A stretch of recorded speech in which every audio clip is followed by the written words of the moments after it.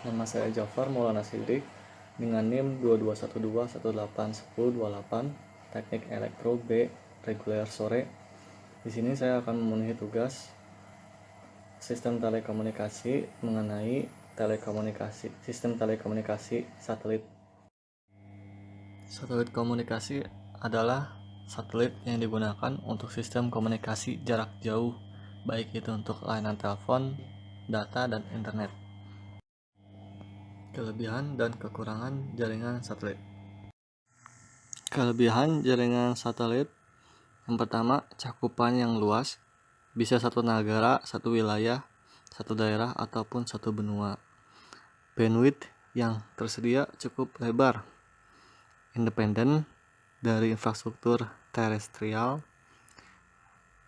Selanjutnya, instalasi jaringan segmen bumi yang cepat, biaya relatif rendah per site, area coverage yang luas, jangkauan cakupannya yang luas baik nasional, regional maupun global, bahkan dapat mencapai setengah dari permukaan bumi.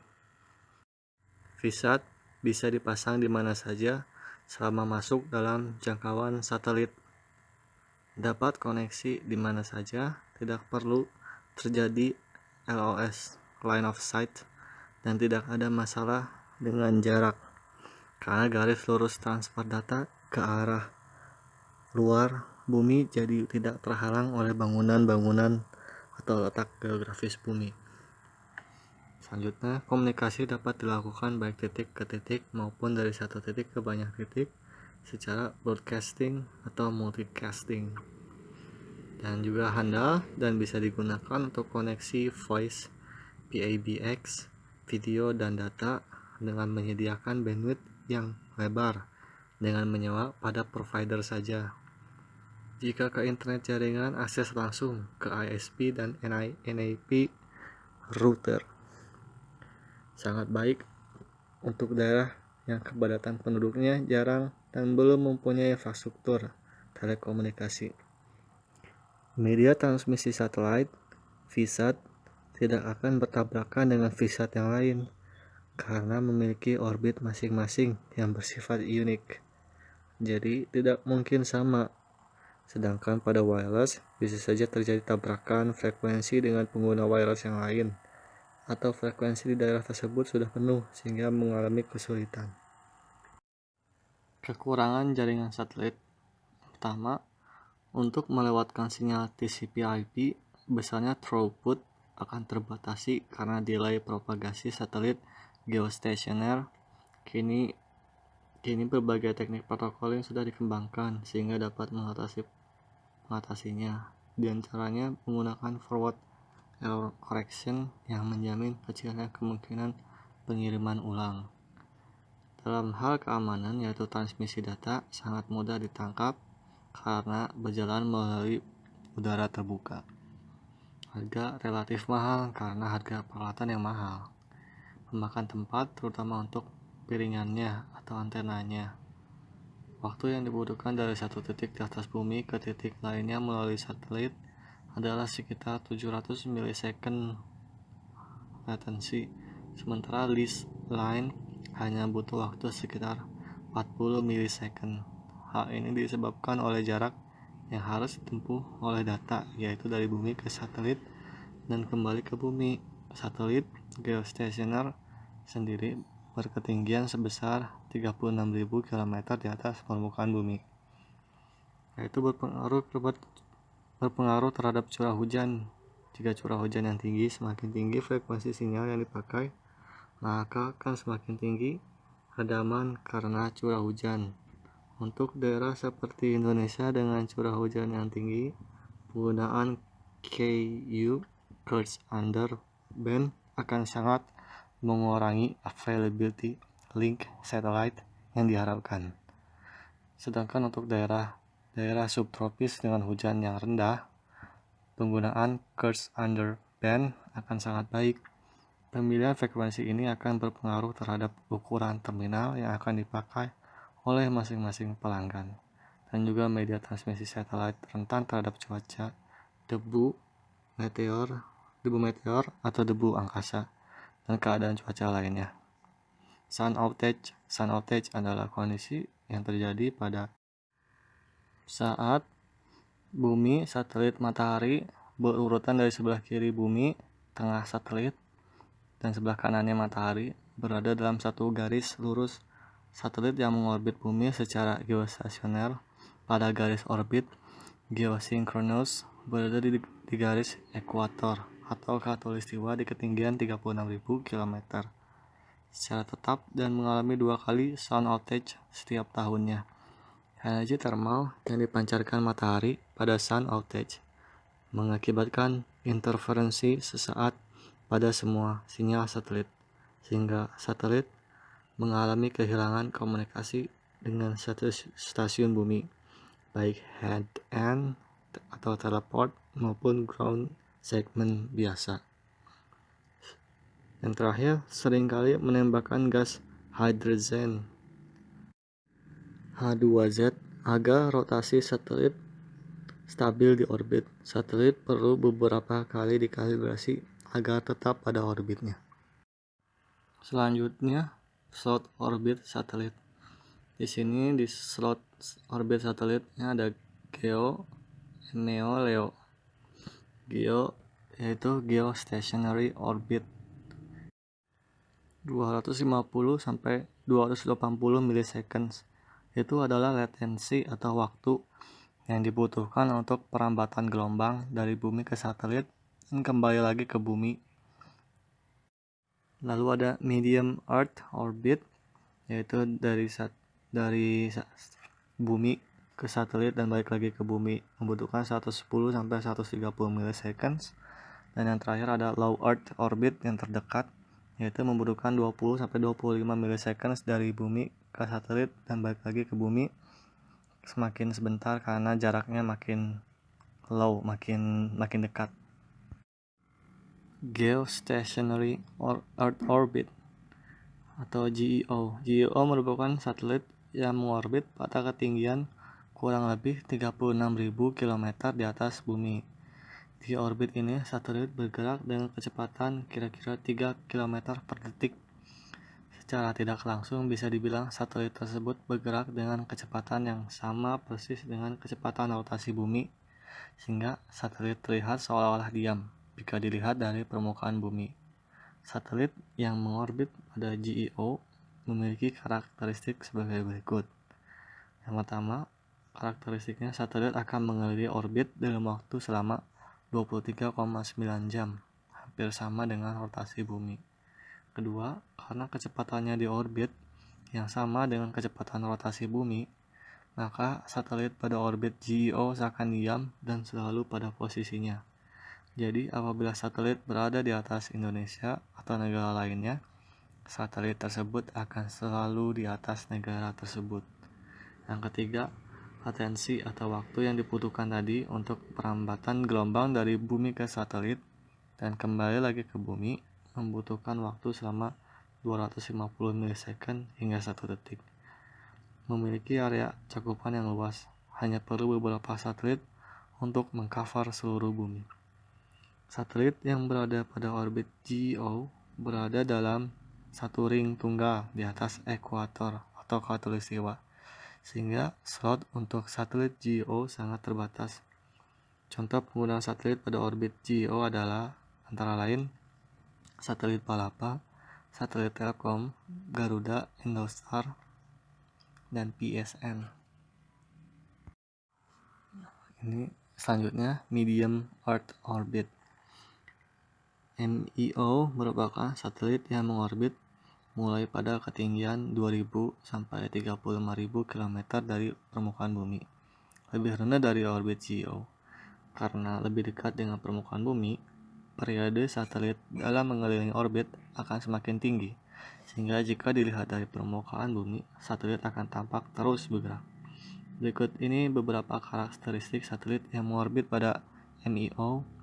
Yang pertama, satelit akan selesai mengelilingi orbit lebih cepat dari rotasi bumi, dalam waktu 5-12 jam per satu kali putaran, karena kecepatan satelit pada orbit MEO sekitar 19.000 km per jam. Karena kecepatan orbitnya lebih cepat dari rotasi bumi, maka satelit akan tampak bergerak jika dilihat dari bumi. Latensi yang lebih rendah dibanding GEO. Memiliki area cakupan yang lebih kecil jika dibandingkan dengan GEO, sehingga jumlah satelit yang dibutuhkan untuk mengcover bumi bisa puluhan satelit. Satelit yang berada pada orbit MEO dapat memiliki lintasan yang berbeda, tidak harus berada di atas ekuator atau khatulistiwa, dapat menyilang atau bahkan melewati kutub utara dan kutub selatan. Orbit MEO ini biasanya digunakan untuk satelit penginderaan, pengolahan citra, cuaca, dan lain-lain, termasuk juga sistem satelit GPS. Global Positioning Satellite milik Amerika yang berada di ketinggian 20.000 km atau GLONASS, Global Navigation Satellite System milik Rusia yang berada di ketinggian 19.000 km. Selanjutnya, LEO, Low Earth Orbit. LEO merupakan orbit satelit dengan ketinggian yang paling rendah di antara yang lainnya. Ketinggian satelit pada orbit ini sekitar 500 sampai 2000 km di bawah orbit MEO dari bumi. Memiliki karakteristik yang mirip dengan orbit MEO di mana periode satelit dalam mengelilingi orbit lebih cepat dari rotasi bumi. Satelit yang mengorbit pada LEO memiliki karakteristik sebagai berikut. Yang pertama, satelit akan selesai mengelilingi bumi dalam waktu 1,5 jam atau sekitar 16 kali dalam sehari dengan kecepatan 27.000 km per jam. Dengan kecepatan tersebut, satelit ini akan tampak bergerak jika dilihat dari bumi. Latensi paling rendah di antara satelit GEO dan MEO. Area cakupan yang paling kecil jika dibandingkan GEO dan MEO membutuhkan jumlah satelit yang lebih banyak untuk area yang sama dengan satelit GEO. Satelit yang berada pada orbit LEO juga dapat memiliki lintasan yang berbeda, tidak harus berada di atas ekuator atau khatulistiwa, dapat menyilang atau bahkan melewati kutub utara dan kutub selatan. Orbit LEO ini biasanya digunakan untuk satelit dengan sistem telekomunikasi bergerak pada mobile seperti sistem satelit Iridium dan Globalstar. Segmen terakhir yaitu Spectrum Frequency Satellite. Yang paling kiri yang jangkauannya paling luas yaitu ada di Maritime Navigation Signals dengan frekuensi elektromagnetik very low frequency, memiliki range 100 km, 10 km sampai 100 km jangkauannya. Dan juga panjang gelombangnya 3 kHz sampai 30 kHz. Dan di sampingnya low frequency digunakan oleh navigation aids atau pemandu navigasi. Dia memiliki range 1 km sampai 10 km dengan panjang gelombang 30 kHz sampai 300 kHz. Selanjutnya yang paling lebih tinggi dari low frequency ada medium frequency untuk radio AM maritime. Jangkauannya 100 meter sampai 1 km. Dia ada di panjang gelombang 3 MHz, 300 kHz sampai 3 MHz. Selanjutnya ada short wave radio teleponi. High frequency jangkauannya 10 sampai 100 meter dengan panjang gelombang 3 MHz sampai 30 MHz. Selanjutnya very high frequency. Dia range-nya 1 meter sampai 10 meter. Biasa digunakan oleh very high frequency TV, FM radio, navigation aids. Dia mempunyai panjang gelombang 30 MHz sampai 300 MHz. Selanjutnya ada ultra high frequency. Dipakai oleh ultra high frequency TV, cellphone, and GPS. Range-nya 10 cm sampai 1 meter. Panjang gelombang 300 MHz sampai 3 GHz. Dan super high frequency dipakai oleh satellite atau microwave, gelombang mikro, telecommunications. Ini yang sedang dibahas. Dia memiliki rentang gelombang 1 cm sampai 10 cm dan panjang gelombang 3 GHz sampai 30 GHz. 3 GHz sampai 33 GHz. Selanjutnya di atas super high frequency ada extreme high frequency. Dipakai oleh radio astronomy, radar landing systems.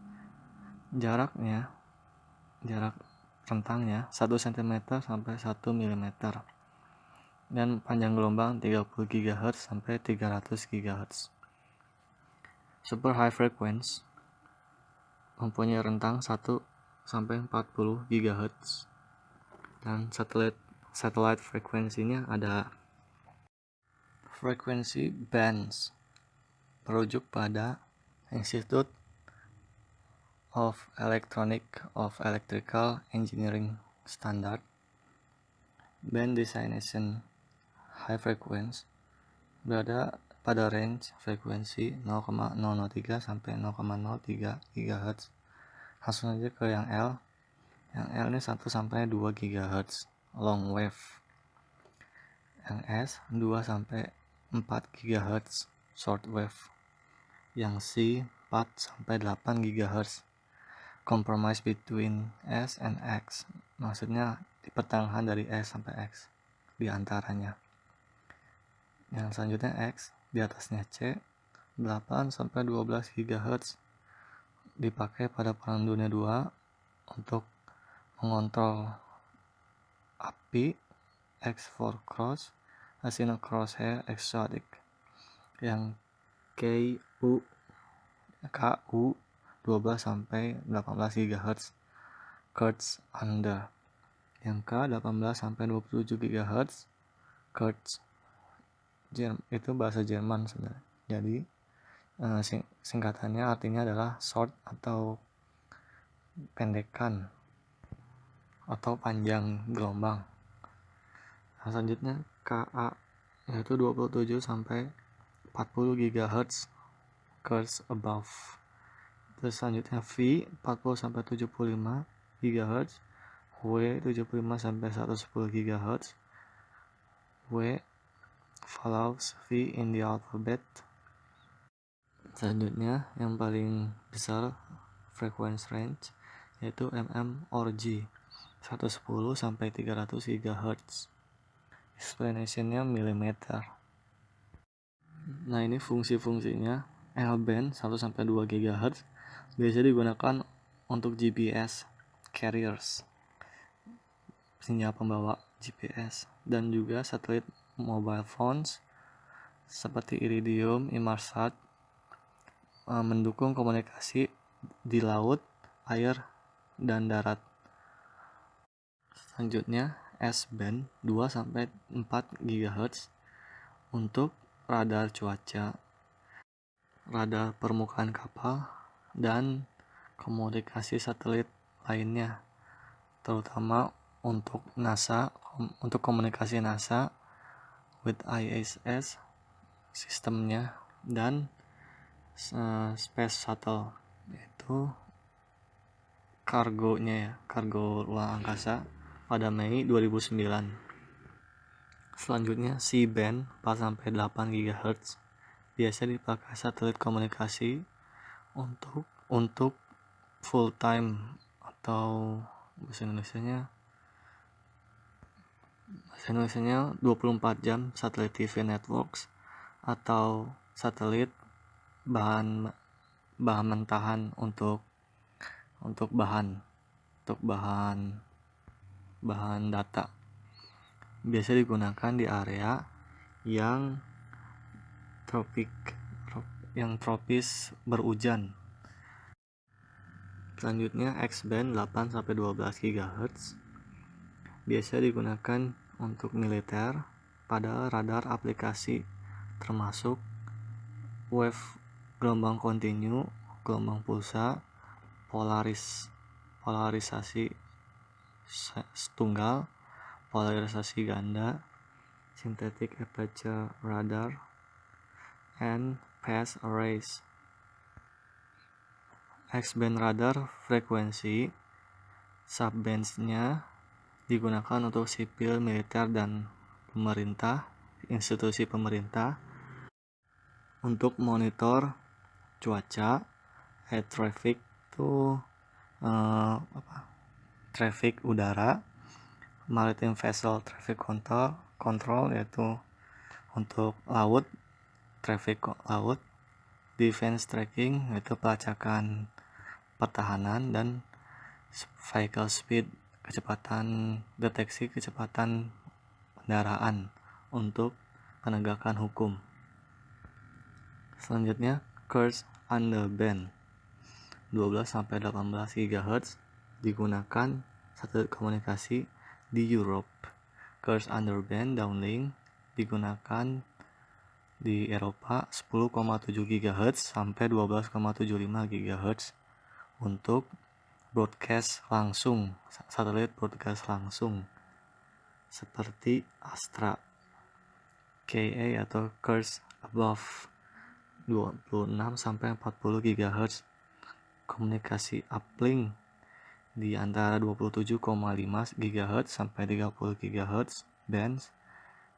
High resolution jarak dekat, target jarak dekat radar pada military aircraft atau pesawat tempur militer. Terima kasih.